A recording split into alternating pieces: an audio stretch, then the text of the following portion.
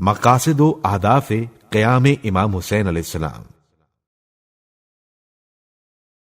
عظیم لوگوں کے مقاصد بھی عظیم ہوتے ہیں،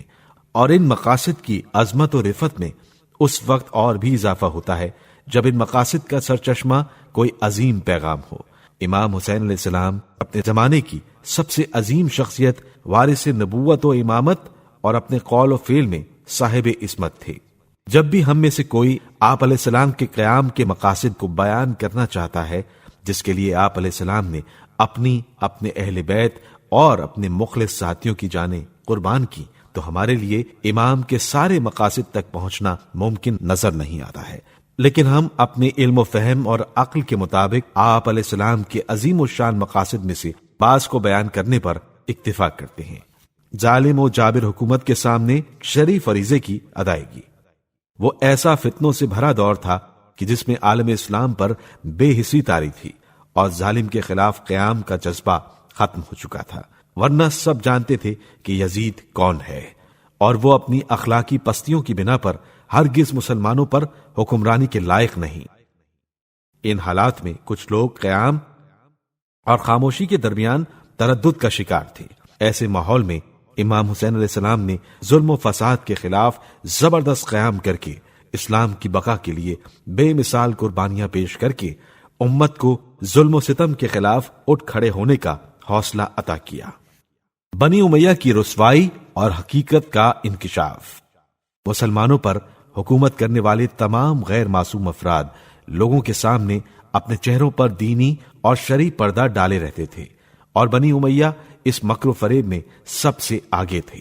چنانچہ معاویہ ابن ابو سفیان نے اپنی حکومت کو مستحکم کرنے کے لیے جھوٹی حدیثیں گھڑوا کر ہر ممکنہ وسیلے سے مسلمانوں کو گمراہ کرنے اور عوام پر حکمرانی کی کوشش کی، اور معاویہ کے بعد اس کا بیٹا یزید وراثتی طریقے سے امت کا حاکم بن گیا، تو یہ مسئلہ اور بھی بھیانک ہو گیا۔ لہٰذا اب ضروری تھا کہ بنی امیہ کو بے نقاب کر کے دنیا کو ان کی حقیقت سے آگاہ کیا جائے، تاکہ عالم اسلام حق و باطل کے درمیان فرق کو سمجھ کر اپنے فرائض کو انجام دے۔ سنت رسول صلی اللہ علیہ وآلہ وسلم کا احیاء اور بدعتوں کی روک تھام۔ امام حسین علیہ السلام کے قیام کے مقاصد میں سے ایک اہم مقصد سنت کو زندہ کرنا اور دین میں رائج بدعتوں کو ختم کرنا تھا، کیونکہ رسول اللہ کے وصال کے بعد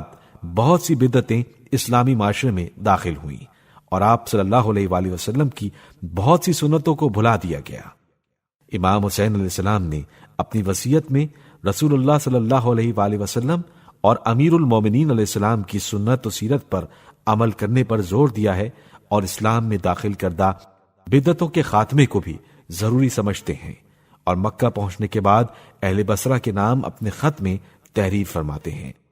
میں اپنے قاصد کو خط دے کر تمہاری طرف روانہ کر رہا ہوں،